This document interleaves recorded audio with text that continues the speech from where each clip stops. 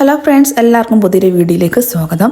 അപ്പോൾ ഇന്ന് ഞാൻ തയ്യാറാക്കിയേക്കുന്നത് കടലക്കറി ബീഫ് കറിയുടെ അതേ ടേസ്റ്റിലാണ് കേട്ടോ.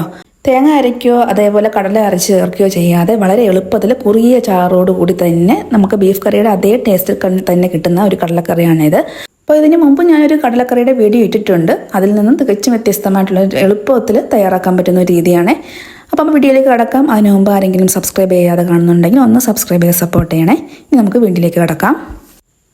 ഞാനിവിടെ ഒരു 1.5 കപ്പ് അളവിൽ കടല കുതിർത്ത് എടുത്ത് വെച്ചിട്ടുണ്ട്. പിന്നെ എടുത്തേക്കുന്നത് സവാളയാണ്. അതൊരു ചെറിയ 2 സൈസ് സവാളയുണ്ട്. പിന്നെ 2 തക്കാളി എടുത്തിട്ടുണ്ട്, 3 പച്ചമുളകും, അതേപോലെ 1 ടീസ്പൂൺ ഇഞ്ചിയും വെളുത്തുള്ളി ചതച്ചത് എടുത്തിട്ടുണ്ട് കേട്ടോ. ആദ്യം നമുക്ക് ഇതെല്ലാം കൂടി ഒന്ന് നന്നായിട്ടൊന്ന് മിക്സ് ചെയ്യാം. കൈ കൊണ്ട് നന്നായിട്ട് ഞെരടി ഒന്ന് മിക്സ് ചെയ്തതിന് ശേഷം നമുക്കിതിലേക്ക് പൊടികൾ ആഡ് ചെയ്യാം. ആദ്യം ഇതിലേക്ക് 2 ടേബിൾ സ്പൂൺ മല്ലിപ്പൊടി ആഡ് ചെയ്യാം. അത് കഴിഞ്ഞ് 1 ടീസ്പൂണ് മുളക് പൊടി ഇട്ട് കൊടുക്കാം. മുളക് പൊടി എരിവിന് ആവശ്യത്തിന് ചേർക്കാം കേട്ടോ. പിന്നെ ചേർത്ത് കൊടുത്തത് 1/2 ടീസ്പൂണ് ഗരം മസാല പൊടിയാണ്. പിന്നെ ആവശ്യത്തിന് ഉപ്പും, പിന്നെ 1 ടേബിൾ സ്പൂണ് നമ്മുടെ സാധാ വെളിച്ചെണ്ണയും കൂടി ചേർത്തിട്ട് നന്നായിട്ട് കൈ കൊണ്ട് ഞെരടി എടുക്കണം കേട്ടോ. കൈ കൊണ്ട് നന്നായിട്ട് ഞെരടി എടുക്കുമ്പോഴാണ് ടേസ്റ്റ് കൂടുന്നത് കേട്ടോ. അപ്പോൾ നന്നായിട്ട് ഞെരടിയ ശേഷം നമുക്കിനി കടലയായിട്ട് മിക്സ് ചെയ്ത് കുക്കറിനകത്ത് നന്നായിട്ട് വേവിച്ചെടുക്കാം. അപ്പം നമുക്ക് ആവശ്യമുള്ള മസാലകളെല്ലാം നമുക്ക് ഈ സവാളയും തക്കാളിയായിട്ടൊക്കെ മിക്സ് ചെയ്തിട്ടുണ്ട്. ഇനി നമ്മൾ ഒരു മസാലയും ഒരു പൊടികളും നമ്മളിനി ആഡ് ചെയ്യുന്നില്ല.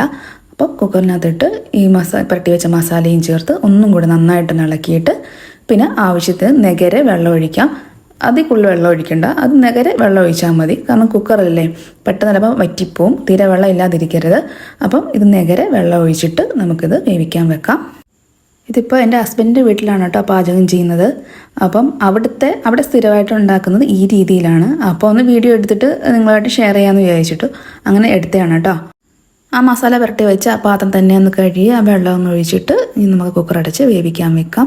ഇത് വേവിച്ചിട്ട് വിസിൽ വരുമ്പോൾ ഉണ്ടല്ലോ നല്ല ബീഫ് കറിയുടെ സ്മെല്ലാട്ടോ. പുറത്തുനിന്ന് ആരെങ്കിലും വരുമ്പോൾ വിചാരിക്കുന്നത് ബീഫ് കറിയാണ് ഉണ്ടാക്കുന്നതെന്ന്. അപ്പോൾ കടലെല്ലാം വെന്ത് ഞാൻ ഫ്ലെയിം ഓഫ് ചെയ്തിട്ടുണ്ട്. ഇനി നമുക്ക് താളിക്കാൻ വേണ്ടി എടുക്കാം. ആദ്യം ഞാൻ പാത്രം ചൂടായ ശേഷം കുറച്ച് വെളിച്ചെണ്ണ ഒഴിച്ചു കൊടുത്തു. പിന്നെ 1 ടീസ്പൂൺ കടുക് ഇട്ട് കൊടുത്തു. അതിനുശേഷം ഒരു പിടി തേങ്ങാക്കൊത്താണ് ഇട്ട് കൊടുക്കുന്നത്. ഇത് മസ്റ്റാട്ടോ. തേങ്ങാക്കൊത്ത് ഇടുമ്പം കറിക്കൊരു പ്രത്യേക ടേസ്റ്റാണ് കിട്ടുന്നത്. പിന്നെ അതിലേക്ക് വറ്റൻ മുളക് ഇട്ട് കൊടുക്കുന്നുണ്ട്, കറിവേപ്പില ഇട്ട് കൊടുക്കുന്നുണ്ട്. നന്നായിട്ടൊന്ന് വഴറ്റിയതിന് ശേഷം നമുക്ക് കടലക്കറിയിലേക്ക് ഒഴിച്ചു കൊടുക്കാം. എന്നിട്ട് ഒരു 2-3 മിനിറ്റ് ഒന്നുകൂടെ ഒന്ന് തിളപ്പിക്കാം. അപ്പം ചാറിന് ആവശ്യമുണ്ടെങ്കിൽ കുറച്ച് ചൂടുവെള്ളം കൂടെ ഒഴിച്ചു കൊടുക്കാം. ഞാനിപ്പോൾ കുറച്ച് ചൂടുവെള്ളം കൂടെ ഒഴിച്ചു കൊടുക്കുന്നുണ്ട്. എന്നിട്ട് ഒരു 2-3 മിനിറ്റ് ഒന്നുകൂടെ നന്നായിട്ട് തിളപ്പിക്കാം. തിളച്ച് വരുമ്പോൾ നല്ല കുറിയ ചാറാണ് കിട്ടുന്നത് കേട്ടോ.